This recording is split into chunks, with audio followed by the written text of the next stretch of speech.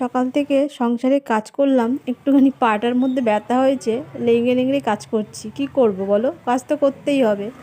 তো কালকে তাও সকাল সকাল কাজ সেরে নিয়েছিলাম, আজকে আর সারতে পারিনি, পাটা এতটাই ব্যথা আর কি। তবে চলো, পুজোটা করতে হবে তো, সমস্ত কাজ হয়ে গেছে। তো পায়ের মধ্যে এত জোর ব্যথা হয়েছে না, মানে এত জোর, মানে পেকে গেছে ওই জায়গাটা। তো তন্ময় বললো আসো পরিষ্কার করে দিই, আমার মেয়েও বললো পরিষ্কার করে দিই মিষ্টু, কিন্তু দূর, ব্যথা লাগে জানো তো, ভয় লাগছে আর কি। ওরমই রয়েছে, কোনো রকম মুছে টুছে ওষুধ টষুধ দিয়েছি। তো হট করে মনে পড়লো মা বিয়ের আগে না এরম করতো, মানে যেই জায়গাটায় ব্যথা হতো সেই জায়গাটা বলতো আয় লাগিয়ে দিই, ওষুধ লাগিয়ে দিই, পরিষ্কার করে দিই। আমি না, চিল্লাতাম, না পরিষ্কার করতে হবে না। ওই জন্য মার মাথায় ঘুরতো কী করে পরিষ্কার করবে।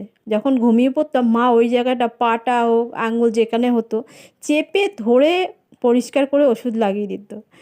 তো এই হচ্ছে মায়ের কথা তাই মনে পড়ছে, মা বলেছিল